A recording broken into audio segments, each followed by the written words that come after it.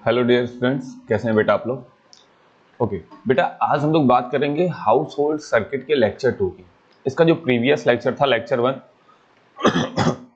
उसमें हम लोगों ने देखा था कि हम तक बिजली कैसे आती है या लाइट कैसे आती है, और फिर हमारे घरों में किस टाइप की वायरिंग होती है, ठीक है, और वायरिंग के हमें क्या बेनिफिट और क्या लॉसेज होते हैं, ये सारी चीजें हम लोगों ने देखी थी। आज हम थोड़ा सा हाउस होल्ड सर्किट में बात करेंगे बेटा कि some essential component of the house wiring system. हमारे घरों में जो वायरिंग होती है, इनके कुछ इसेंशियल कंपोनेंट होते हैं, ठीक है। अगर ये इसेंशियल कंपोनेंट ना हो तो शायद हमारे घरों की वायरिंग काफी ज्यादा इफेक्ट करेगी, और इन इसेंशियल कंपोनेंट की वजह से ही हमारे घरों में जो वायरिंग होती है वो काफी अच्छी हो जाती है। अगर इनका एब्सेंस हो तो शायद वो इतनी सक्सेसफुल ना हो, या फिर कोई हैजार्ड्स हो सकते हैं, कुछ भी हो सकता है। तो कुछ बेसिक और इसेंशियल कंपोनेंट की बात करते हैं। तो बेटा, घर की वायरिंग में जो सबसे पहला और सबसे इसेंशियल कंपोनेंट आता है, that is called fuse. Fuse सबसे जरूरी चीज होती है हमारे घरों में, ठीक है। फ्यूज एक ऐसी चीज होती है जो क्या करती है, किसी भी जैसे एक्सेस करंट को कट करने का काम करती है। तो with the help of fuse हम क्या करते हैं, अपने घर को एक तरीके से सेफ रखने का काम करते हैं, कंप्लीटली सेफ करते हैं, ठीक है। तो एक इलेक्ट्रिक डिवाइस होती है फ्यूज, ठीक है। तो हम लोग आइए देखते हैं क्या है फ्यूज। तो अगर मैं बात करूंगा बेटा फ्यूज की, व्हाट इज फ्यूज, तो हम लोग कहेंगे, okay in just a minute.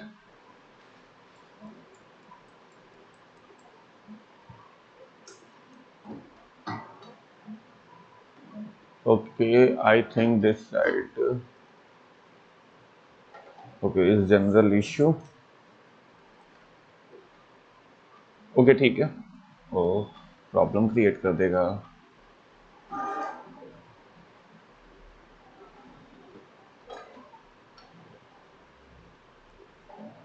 Okay बेटा, यहाँ कुछ थोड़ा सा इशू आ रहा है। आई थिंक इसमें कुछ टेक्निकल इशू है, दैट्स वाई ये सही से वर्क नहीं कर रहा है। तो थोड़ा सा मैं इसको देखता हूँ कि क्या प्रॉब्लम है इसमें, ठीक है। तो मैं एक बार इसको इरेज कर देता हूँ और फिर देखता हूँ इसमें है प्रॉब्लम क्या, ठीक है। हम लोग आगे देखते हैं तब तक। तो अगर बेटा हम लोग बात करेंगे फ्यूज की, ठीक है, तो जनरली आपको फ्यूज क्या होता है देखिएगा। फ्यूज एक इलेक्ट्रिक फ्यूज कह रहा है, and electric fuse is a safety device which is used to limit the current of electric circuit. यानी कि हमारे घरों में जो कंडक्टिंग वायर होते हैं या फिर जो भी होता है, उसमें हम कहीं ना कहीं एक फ्यूज का सेटअप करते हैं, और ये फ्यूज क्या करता है, क्या कर रहा है, limit the current in an electric circuit. एक इलेक्ट्रिक सर्किट में करंट को लिमिट करता है, रोकने का काम करता है, ठीक है, एक पर्टिकुलर अमाउंट में पास करने का काम करता है। The use of fuse safeguard the circuit and the appliances connected in that circuit from being damaged। अब ये फ्यूज क्या करता है, हमारे पूरे सर्किट को सेव करता है, और साथ ही साथ इन सर्किट में जो इलेक्ट्रिकल एप्लायंसेस कनेक्टेड है बेटा, उनको सेव करने का काम करता है। तो ये फ्यूज का काम कैसे, किस तरीके से उनको सेव करने का काम करता है, देखिए। फ्यूज एक बेसिकली क्या होता है, एक रेजिस्टेंस वायर होता है। ये क्या करता है, इलेक्ट्रिसिटी को कंट्रोल करता है, लिमिट करता है करंट को। तो ये जब रोकता है उसको, तो ऑब्वियसली बात है कि वहां पर रेजिस्टेंस ज्यादा होता है, दैट्स वाई वहां पर हीट बहुत जनरेट होती है, ठीक है। अब जब हीट बहुत जनरेट होती है तो ऑब्वियसली बात है कि जब ज्यादा हीट जनरेट होगी तो मेटल वायर ही होते हैं ये, और हर एक मेटल का एक पॉइंट होता है, एक हीटिंग पॉइंट होगा, एक पर्टिकुलर इतना हीटिंग पॉइंट जहां पर वो ब्रेक कर जाए।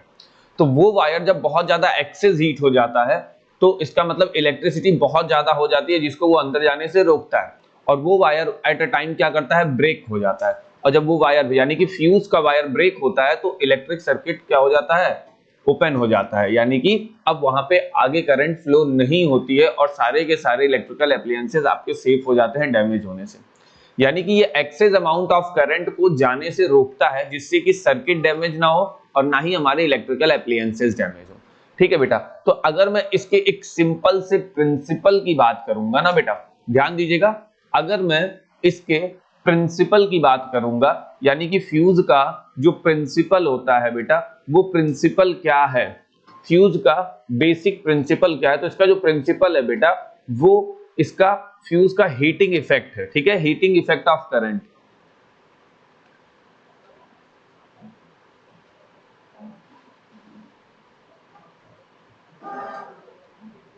ये जो हीटिंग इफेक्ट होता है, करंट का जो हीटिंग इफेक्ट है बेटा, वही फ्यूज का प्रिंसिपल है, ठीक है। क्योंकि हीटिंग इफेक्ट से ही हम क्या करते हैं, अगर मैं फ्यूज की बात करूंगा तो फ्यूज हीटिंग इफेक्ट का ही यूज करके सारा काम करता है। अब ठीक है, तो थोड़ा सा हम इसके प्रिंसिपल को और आगे ले जाते हैं और थोड़ा सा समझने की कोशिश करते हैं क्या है कैसे। समझिएगा, मान लीजिए एक फ्यूज है, वो एक वायर है, उसकी लेंथ कितनी है, एक फ्यूज वायर, ठीक है, लेट अ फ्यूज वायर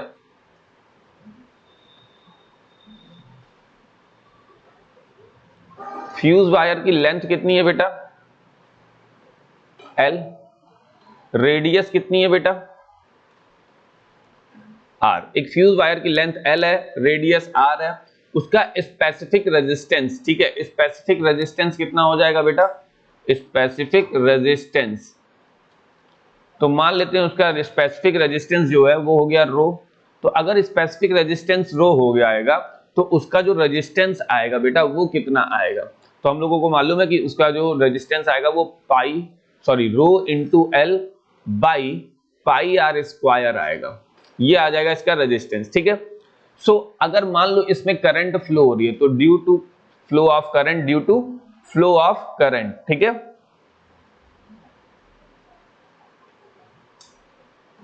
अगर मान लो आप इसमें करंट फ्लो हो रही है I, तो इसमें जो हीटिंग इफेक्ट जनरेट हो रहा है वो क्या होता है, तो हीट का फॉर्मूला आपको पता ही है क्योंकि प्रीवियस चैप्टर में हमने पढ़ा था कि हीटिंग इफेक्ट का formula I square into R, क्या हो जाता है बेटा, I square into are.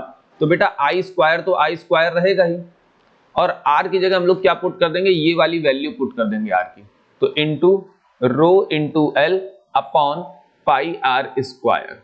So that is equation number 1, that is equation number 1 हो गई, ठीक है। अब देखिएगा, अब यहां पर थोड़ा सा एक चीज और लेते हैं, जैसे मान लीजिए कोई फ्यूज वायर है, तो फ्यूज वायर ऑब्वियस सी बात है हीटिंग इफेक्ट पर काम कर रहा है, तो अगर फ्यूज वायर हीटिंग इफेक्ट पर काम करता है तो मान लीजिए कि फ्यूज वायर के सराउंडिंग जो हीट जनरेट हो रही है वो हो रही है डेल्टा एल, ठीक है, heat generated by surrounding wire, तो हीट प्रोड्यूस सराउंडिंग वायर, तो वायर के सराउंडिंग जो हीट प्रोड्यूस हो रही है उसको आपने कितना मान लिया बेटा, डेल्टा टी, ठीक है, यानी कि एक तरीके से ये लॉस है, तो कह रहा है हीट प्रोड्यूस सराउंडिंग वायर, इसका मतलब लॉस ऑफ हीट सराउंडिंग पर सेकंड हम निकालते हैं, तो लॉस ऑफ हीट सराउंडिंग कितना आएगा जो पर सेकंड निकलता है, एक मिनट मैं इसको लिख देता हूं, loss of heat surrounding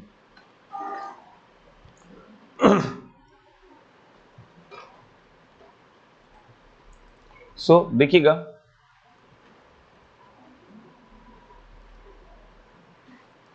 loss of heat loss of heat by radiation. अब यहां रेडिएशन से जो हीट लॉस हो रही है पर सेकंड, रेडिएशन पर सेकंड, कितने सेकंड एनर्जी, मतलब ये जो लॉस ऑफ हीट हो रही है बाय रेडिएशन वो भी पर सेकंड हम लोग काउंट करेंगे, पर सेकंड कितनी हीट एनर्जी लॉस हो रही है विद बाय रेडिएशन, तो हम लोग यहां निकालते बेटा, इसका जो एक जनरल फॉर्मूला होता है वो होता है 4 सिग्मा, ये कांस्टेंट टर्म है 4 sigma T cube delta T into 2 pi R L, ये होता है हमारा जनरल फॉर्मूला। अब यहां पे ये जो सिग्मा होता है बेटा ये एक बेसिक कांस्टेंट होता है, ठीक है। अब देखिएगा इसको आगे क्या लिख सकते हैं, ओके, तो देखिएगा ये हो गया बेटा हमारा equation number 2।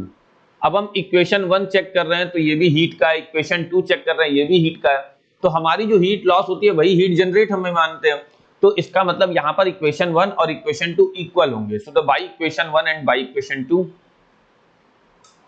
So by equation 1 and 2 यानी कि ये इसके इक्वल होगा, तो आई स्क्वायर आर मैंने गलती से लिख दिया, मुझे क्या लिखना था, I square into rho L upon pi R square is equal to 4 sigma T cube delta T into 2 pi R L. अब मुझे यहां से डेल्टा टी की वैल्यू निकालनी है, तो ऑब्वियस सी बात है इनको इधर भेजिए इनको उधर भेजिए, तो चलिए करते हैं, तो आई स्क्वायर पाई एल इंटू, अब यहां इंटू जैसा कोई चीज आने वाला है नहीं, सब कुछ डिनोमिनेटर में ही जाएगा, upon pi R square into 4 sigma T cube delta T into 2 pi R L is equal to, अब ये डेल्टा टी मैंने यहां लिख दिया है, ये हो गया डेल्टा टी। तो मुझे यही डेल्टा टी कैलकुलेट करना है, तो ये आ रहा है डेल्टा टी। अब इसको और कैलकुलेट करेंगे तो देखिएगा डेल्टा टी की वैल्यू कितनी आएगी। देखिए, तो थोड़ा सा हम लोग स्टेप वाइज कैलकुलेट करने की कोशिश करेंगे तो समझ में हम लोग को आएगा कि किस तरीके से इसको पूरा कैलकुलेट करना है। देखिएगा, इस L से ये L कैंसल आउट हो जाएगा, ठीक है। इस L से ये L क्या हो जाएगा बेटा, कैंसल आउट हो जाता है, ठीक है। आगे देखते हैं। अब यहां पर देखिएगा, अगर मैं इसको प्रॉपर सॉल्व करूंगा तो और देखिए क्या सॉल्व होगा, आई स्क्वायर और ये हो जाएगा आर क्यूब। ये आर क्यूब को, आई स्क्वायर और आर क्यूब को अलग करेंगे तो हम लोग इसको क्या लिख सकते हैं, rho delta T is equal to क्या लिख सकते हैं, rho upon pi, pi square और 4 2 जा 8 pi square sigma T cube. इसको इतना ऐसे लिख लो क्योंकि ये सारे टर्म क्या है, कांस्टेंट है, और into I square by R cube, क्योंकि एक आर यहां पर है और एक आर यहां पर है, ये फॉर्मूला बन रहा है आपका। तो यहां पर बेटा ये जितने टर्म है ये सब एक कांस्टेंट टर्म है, ठीक है। तो अगर कांस्टेंट टर्म है तो अगर मैं इन कांस्टेंट टर्म को हटा दूंगा तो इसका मतलब delta T is directly proportional to the square of the I and inversely proportional to the cube of the radius. यानी कि जो डेल्टा टी है, जो हीट प्रोड्यूस हो रही है किसी भी फ्यूज वायर में, यानी कि कोई भी रेजिस्टेंस वायर में जो हीट प्रोड्यूस हो रही है वो कितनी, वो किसके डायरेक्टली प्रोपोर्शनल है बेटा, उसमें जो करंट फ्लो हो रहा है उसके स्क्वायर के डायरेक्टली प्रोपोर्शनल है। यानी कि जिस भी अमाउंट में करंट फ्लो होगा उसके अकॉर्डिंग उसमें हीट प्रोड्यूस होगी। तो डेल्टा टी यानी कि heat produce surrounding a fuse wire is directly proportional to the square of the current flow into from them and the inversely proportional to the cube of the radius of the fuse wire। अब उस fuse wire की radius जो होगा उसका inversely proportional होगा। Then it means अगर current का amount increase करता है, यहां पर डायरेक्टली समझ में आ रहा होगा आपको, अगर करंट का अमाउंट इंक्रीज करेगा तो डेल्टा टी यानी कि हीटिंग इफेक्ट भी इंक्रीज करेगा। अगर करंट डिक्रीज करता है तो ये भी डिक्रीज करेगा।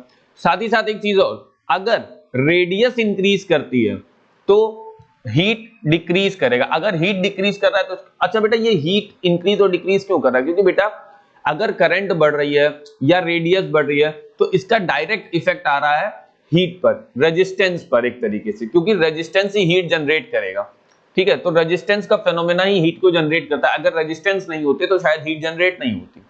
तो दैट्स वाई हर एक इलेक्ट्रिक, जितने भी इलेक्ट्रिक वायर होते हैं ना बेटा, उनका एक अपना एक रेजिस्टेंस होता है, वो उतनी हीट तो मिनिमम जनरेट करेंगे ही करेंगे। रेजिस्टेंस लेस वायर तो पॉसिबल होता ही नहीं, ठीक है। तो अगर जिसमें करंट या चार्जेस फ्लो हो रहा है, मैं उनकी बातें कर रहा हूं, ठीक है। तो यहां पर हमें मिला delta T is directly proportional to the square of I and the cube of radius, ठीक है, inversely proportional to the cube of radius. तो इसका मतलब हमें यहां समझ में ये आ रहा है कि ये जो फ्यूज वायर है इसमें जो हीट जनरेट होती है वो करंट और रेडियस पर ही डिपेंड करती है। यानी कि करंट का अमाउंट जब ज्यादा आएगा तो हीट ज्यादा जनरेट होगी, और अगर हीट ज्यादा जनरेट होगी तो हमारा फ्यूज वायर जो है वो जल्दी ब्रेक करेगा, हमारा फ्यूज जल्दी ब्रेक करेगा। यानी कि एक तरीके से ज्यादा एक्सेस करंट में वो जल्दी ब्रेक करता है, और या फिर वो हमारा फ्यूज वायर पतला हो या, ठीक है, तो भी उसके ऊपर इफेक्ट पड़ता है। अगर वो ज्यादा पतला रहा तो ज्यादा हीट प्रोड्यूस होगी और वो जल्दी टूटेगा, ठीक है।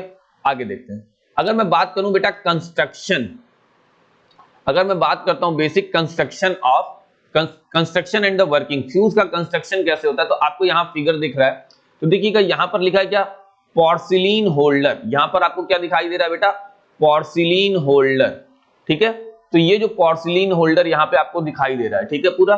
तो ये जो पोर्सिलीन होल्डर है ये क्या होता है और कैसे होता है, थोड़ा सा इसको समझते हैं। तो बेसिकली ये एक नॉन कंडक्टिंग मटेरियल होता है। ये जो पोर्सिलीन होल्डर होता है, ये पूरा आप देख रहे हैं ना बेटा, ये एक नॉन कंडक्टिंग मटेरियल होता है, ये और ये वाला पोर्शन, ये पूरा का पूरा एक नॉन कंडक्टिंग मटेरियल होता है, ठीक है। समझ में आ रहा है? ये पूरा का पूरा नॉन कंडक्टिंग मटेरियल होता है, ठीक है। आगे देखते हैं।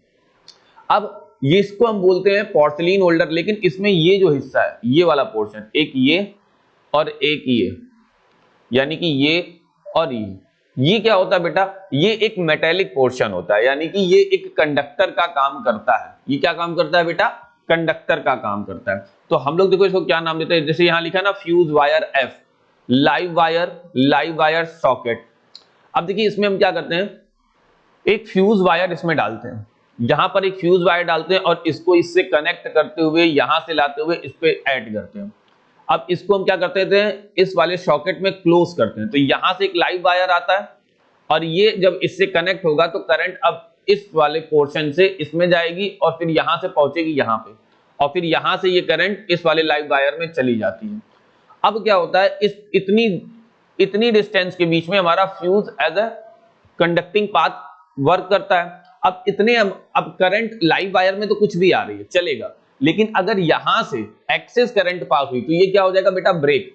और ये क्या हो जाएगा? जब हीटिंग इफेक्ट की वजह से ब्रेक हो जाएगा तो हमारा करंट आगे की तरफ फ्लो नहीं होगा, यानी कि सर्किट ब्रेक हो चुका है, अब करंट आगे की तरफ फ्लो नहीं होगा बेटा, ये याद रखिएगा। आगे देखेंगे।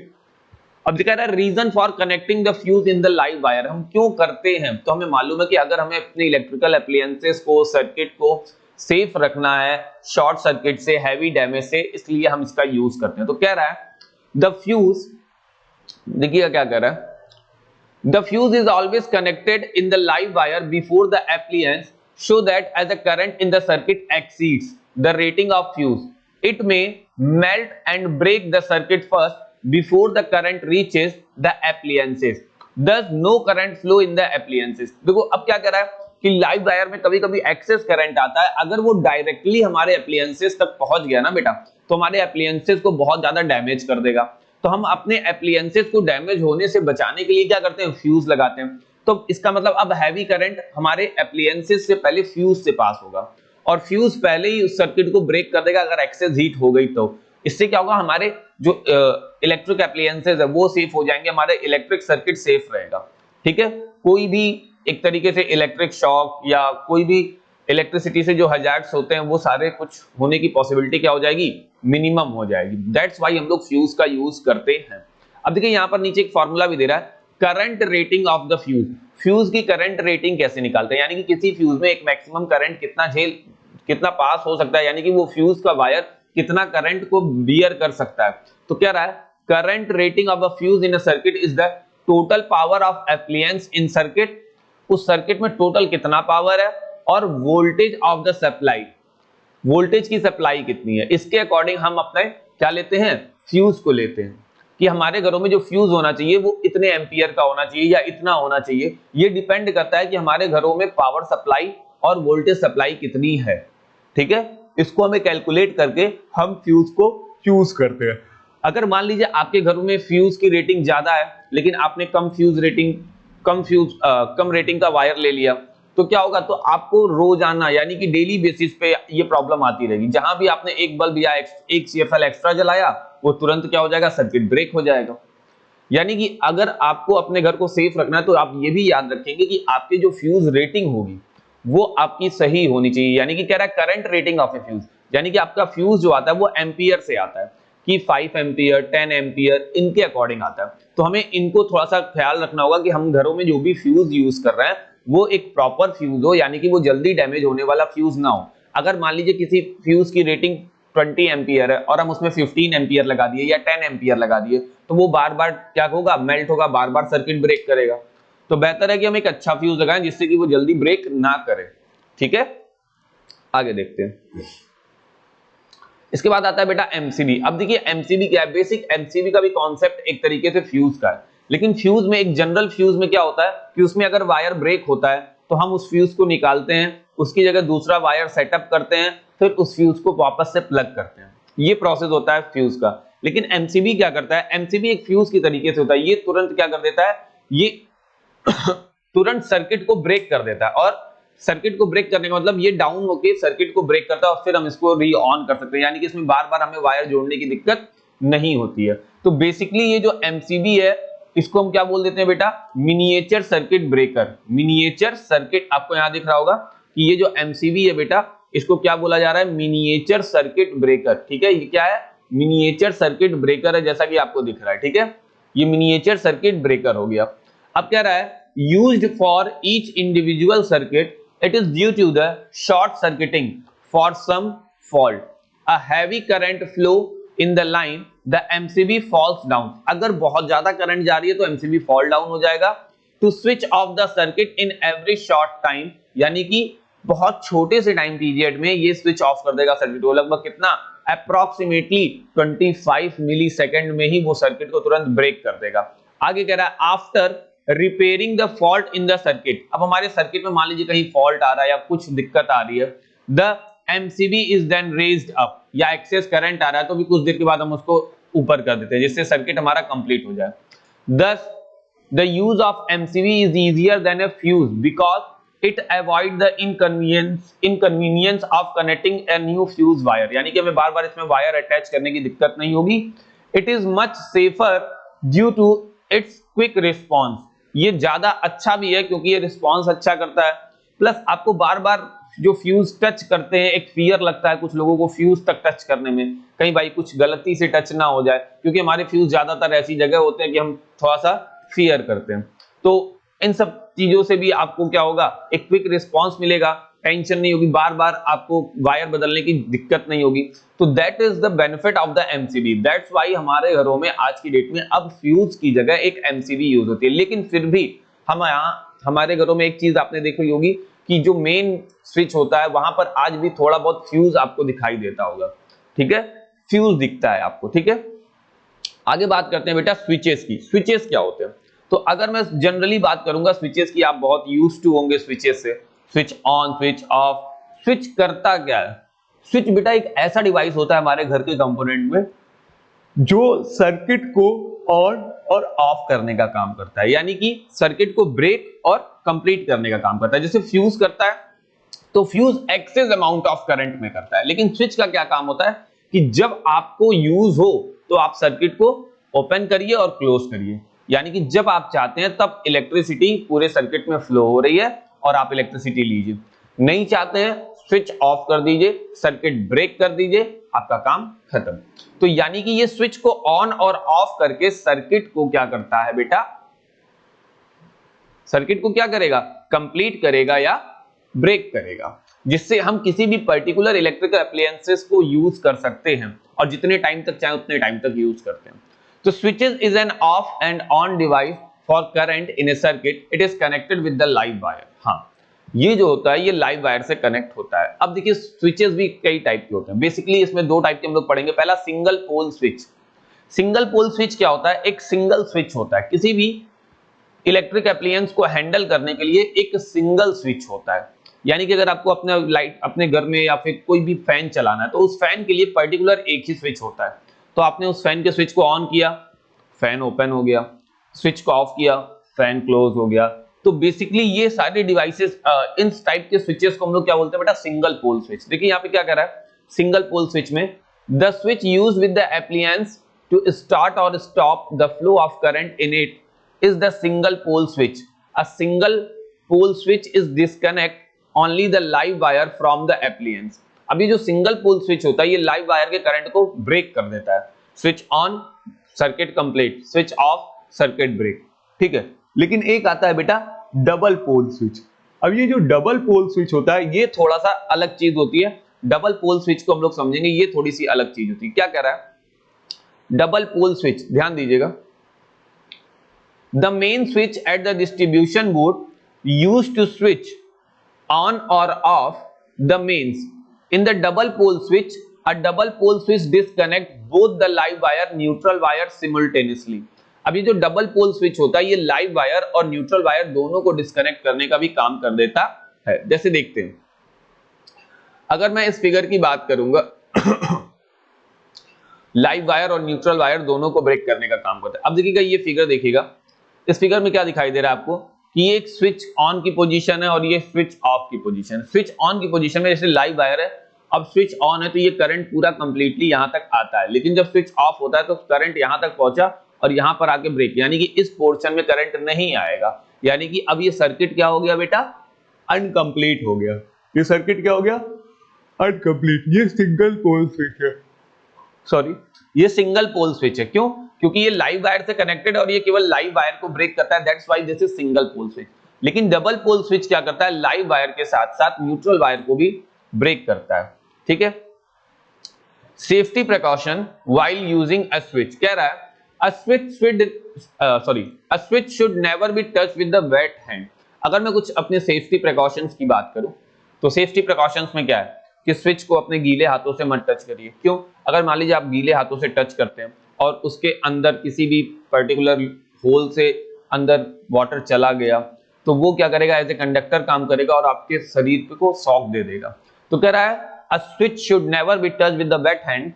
If water reaches the live wire, it form an conducting layer between the hand and the live wire of the switch, due to which a current passes to your hand, which may be a fatal shock. तो अगर आपके अंदर वो current pass होता है तो आपको एक अच्छा खासा जोरदार झटका लगेगा। हो सकता है आपके हाथ या कुछ भी हो जाता है, इलेक्ट्रिसिटी की वजह से, करंट की वजह से, इलेक्ट्रिकल शॉक की वजह से हमारे हाथ बर्न हो जाते हैं, डैमेज हो जाते हैं बहुत बुरी तरीके से। दैट्स वाई हमें जब भी इलेक्ट्रिकल अप्लायंसेस के पास जाएं तो हमें कुछ बेसिक प्रिकॉशंस तो जरूर लेने चाहिए। द फर्स्ट इज कि आप वेट हैंड तो कभी मत यूज करिए। दूसरा, आप कोई इंसुलेटिंग मटेरियल अपने पैरों में जरूर डाल लीजिए। ठीक है। अगर आप एक इंसुलेटिंग मटेरियल अपने पैरों में या हाथों में लेते हैं तो आपको क्या होता है, इलेक्ट्रिक शॉक नहीं लगता है, जिससे कि कोई भी हैजार्डियस चीज नहीं होती। ठीक है।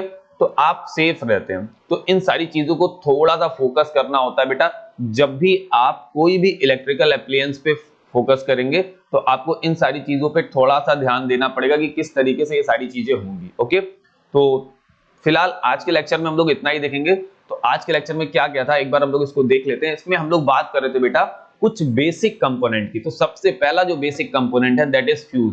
और फ्यूज कैसे काम करता है, उसका प्रिंसिपल क्या है, इसको आज हम लोगों ने डिटेल में देखा है। क्या होता है, कैसे होता है, इसको हम लोगों ने डिटेल में देखा है। ठीक है। अब इसके प्रिंसिपल का जो तरीका है उसको आप एक बार घर पे ट्राई जरूर करेंगे कि इसमें क्या क्या चीजें होती हैं, क्या क्या टर्मिनोलॉजी है, सारी चीजें देखेंगे, फिर इसका कंस्ट्रक्शन और वर्किंग देखेंगे। ठीक है। तो ये आपके लिए बहुत इंपॉर्टेंट चीज है, इस पे थोड़ा सा आप फोकस करेंगे। ठीक है बेटा। तो फिलहाल आज के लेक्चर में हम लोग इतना ही देखेंगे, फिर मिलते हैं बेटा हम लोग नेक्स्ट लेक्चर में। ओके। तो तब तक अच्छे से पढ़ाई करिए। Bye bye.